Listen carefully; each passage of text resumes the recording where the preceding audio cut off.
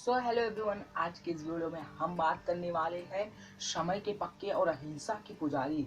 अगर जो आप लगा लिए हैं अनुमान तो कमेंट में बताओ, और नहीं लगाए हैं तो हम बता रहे समय के पक्के अहिंसा के पुजारी मोहनदास करमचंद गांधी जी के बारे में आज हम बात करने वाले हैं, जिनको हम प्यार से बापू भी कहते हैं। तो चलिए आज के इस वीडियो की हम करते हैं शुरुआत। तो हम महात्मा गांधी के बारे में आज एक छोटी सी स्टोरी जानेंगे, जिससे आपको जरूर कुछ ना कुछ तो सीखने को मिलेगा ही। तो आप लोग वीडियो को कंटिन्यूस शुरू से लेकर अंत तक पूरा जरूर देखना। तो अब करते हैं इस वीडियो की शुरुआत।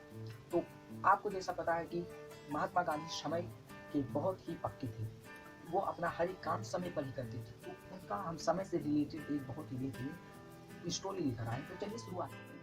कुछ गाँव के बहुत से लोग महात्मा गांधी के पास आए, और उनमें से उस गांव का एक मुखिया बाहर निकलकर, मतलब उन भीड़ में से बाहर निकलकर महात्मा गांधी से बोला कि बापू, आपको हमारे गांव में कल आना है। हमने एक प्रोग्राम रखा है और आपको वहां पर आने के बाद लोगों को देश की स्थिति व स्वाधीनता के बारे में कुछ बताना है, यानी कुछ शब्द कहने हैं।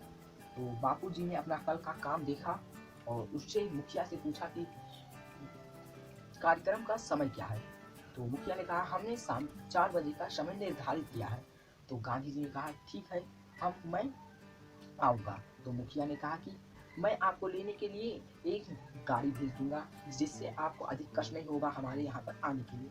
तो गांधी जी मुस्कुराते हुए बोले, ठीक है, हम आपकी गाड़ी का इंतजार करेंगे और मैं समय पर तैयार रहूँगा। तो अगले दिन गांधी जी तैयार होकर बैठे थे, लेकिन मुखिया का गाड़ी नहीं आया। जब 3:45 बज गए तो गांधी जी ने सोचा कि मुखिया तो आया नहीं, और मैं अगर वहाँ पर समय पर नहीं पहुँचा तो लोग मेरे बारे में क्या सोचेंगे कि जो आदमी समय का पक्का है वो ही आज समय पर नहीं आया। तो इसलिए मुझे ही कुछ करना चाहिए। मुखिया अभी तक वहाँ पर पहुँचा नहीं था, बहुत लेट में मुखिया पहुँचने वाला था। उसके बाद में महात्मा गांधी ने एक तरकीब सोची और उसी के अनुसार उस पर अमल किया। उन्होंने उठाई एक साइकिल और चल दिए सभा की ओर। अब वो सभा में बैठकर भाषण दे रहे हैं, तो मुखिया वहाँ से आ रहा था लेने महात्मा गांधी जी को आश्रम।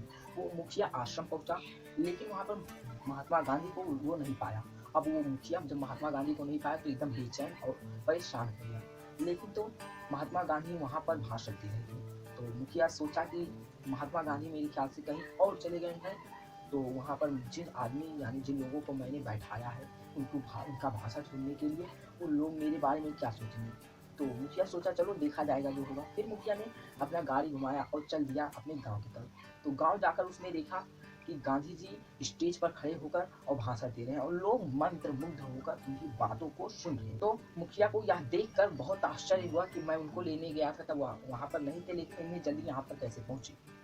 फिर जब भाषण खत्म हुआ, मुखिया गांधी जी के पास गया और उनसे बोला कि बापू, मैं आपको लेने के लिए आपके आश्रम गया था, लेकिन आप वहाँ पर थे नहीं, फिर आप यहाँ पर इतनी जल्दी कैसे पहुँचे। तो गांधी जी ने उनसे कहा कि जब आपका आदमी 3:45 बजे तक मेरे आश्रम में नहीं पहुंचा तो मुझको चिंता हुई कि मेरी वजह से उन लोगों का जो कि हमारी भाषण को सुनने के लिए बैठे हैं, उनका समय नष्ट होगा। तो इसलिए मैंने एक साइकिल उठाई और यहाँ के लिए प्रस्थान कर दिया। तो मुखिया इस बात को सुनकर बड़ा शर्मिंदा हुआ, क्योंकि उसने महात्मा गांधी को जमान दी थी कि मैं समय पर आऊँगा और आपको कोई कष्ट नहीं होगा। फिर भी महात्मा गांधी ने उसको समझाया कि समय बहुत मूल्यवान होता है, हमको समय का पालन करना चाहिए। तो गाइस, हमारा कहानी खत्म हो गया, और आप इस कहानी का शीर्षक क्या समझते हैं हमको कमेंट में बताइए। और ऐसा कौन सा काम है जो आप समय पर करते हैं और ऐसा कौन सा काम है जो आप समय पर नहीं करते, वो भी कमेंट में बताइए। तो फिर मिलते हैं किसी नेक्स्ट वीडियो में किसी नए बेहतरीन टॉपिक के साथ। तब तक के लिए जय हिंद, वंदे मातरम।